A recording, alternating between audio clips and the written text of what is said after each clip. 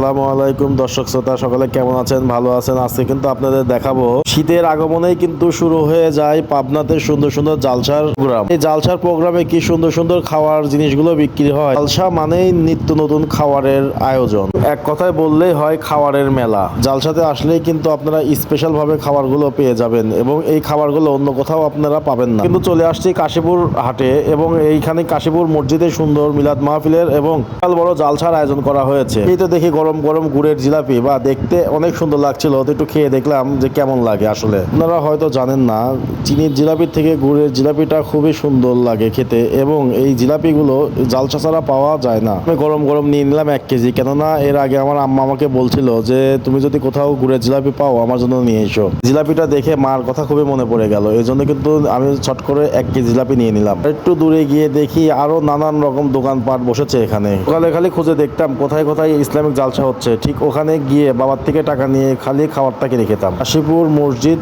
মাঠে কিন্তু সুন্দর ইসলামিক জালসার আয়োজন করা হয়েছে, অবশ্যই আপনারা সবাই ওখানে যাবেন। আর একটা কথা বলে রাখি, ইসলামিক জালসা মানেই কিন্তু ইমানকে শক্ত রাখা। ব্যক্তি আল্লাহর নিকট তওবা পাঠ করে, আল্লাহ তার সকল গুনাহ মাফ করে দেয়। কিন্তু বারবার একটা ভুল করে থাকি, সেটা হচ্ছে আমরা দুনিয়ার মোহে কিন্তু হারিয়ে যাই, তাদের হিসাব কিন্তু খুব কঠিন হয়ে দাঁড়ায়। তাহলে কিন্তু বাবা মার মুখ থেকে শুনেছিলাম কিয়ামতের দিন কেউ কারোর উপকারে আসবে না, আর যা নেকি আছে সেটা নিয়েই নাকি কিয়ামতের দিনে উঠতে হবে এবং আল্লাহর কাছে হিসাব দিতে হবে। কে কিন্তু আছে আসলে জালসার মাঠে এসে জালসা না শুনে তাদের খেলনা বিক্রি করে ওইসব দোকানে প্রচুর পরিমাণ ভিড় হয়ে থাকে। আমি একটু বড়দেরকে সাবধান করে দেবো, আপনারা যারা ছোট ছোট বাচ্চা নিয়ে জালসাতে যাবেন অবশ্যই কিন্তু বাচ্চাদের সাবধানে রাখবেন এবং দেখে শুনে রাখবেন, কেননা এটা কিন্তু হাইওয়ে রোড, প্রচুর পরিমাণ যানবাহন চলাচল করে। আল্লাহর রাস্তায় চলাটাই কিন্তু সর্বোত্তম পথ। জালসাতে যেসব ফকির মিসকিন আসবে সবাইকে কিন্তু দান খয়রাত করবেন এবং আল্লাহর পথেও দান করলে কখনোই সেটা বৃথা যায় না। যে যার যতটুকু সামর্থ্য আছে সেই সামর্থ্য অনুযায়ী কিন্তু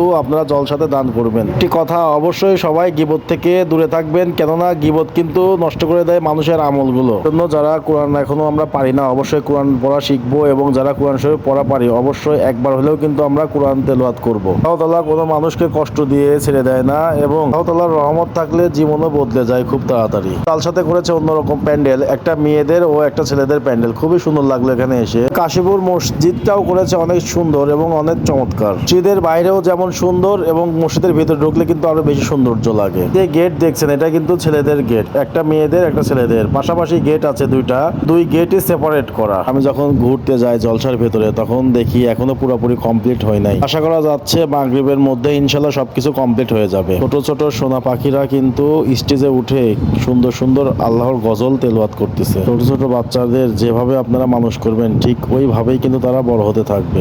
তাদের কণ্ঠে ইসলামিক গানগুলো শুনলে আসলে কোরআনটা ভরে যায়। আল্লাহ তাআলার পথে 1 পাও আগালে আল্লাহ তাআলা কিন্তু 10 পাও আরো এগিয়ে আসে। বিশেষ করে আরো সুন্দর লাগতেছিল জালসার প্যান্ডেলটা। আপনারা কিন্তু একটা কথা ভালো করে জানেন, দুনিয়াটা কিন্তু আমাদের নয়, কেবলমাত্র আমরা দুনিয়াতে অতিথি হিসাবে আছি। তাই আমি সবার জন্য দোয়া করি আল্লাহ তাআলা সবাইকে সঠিক পথে এবং আলোর পথে চলার তৌফিক দান করুক, আমিন। ওটাই কিন্তু মুমিনের জন্য সবথেকে বড় হাতিয়ার। সকলে ভালো থাকবেন। আমার ভিডিওটা যদি ভালো লাগে অবশ্যই লাইক কমেন্ট শেয়ার করবেন এবং তো সুন্দর জালসাতে কিন্তু আপনারা না আসলে বড় মিস করবেন।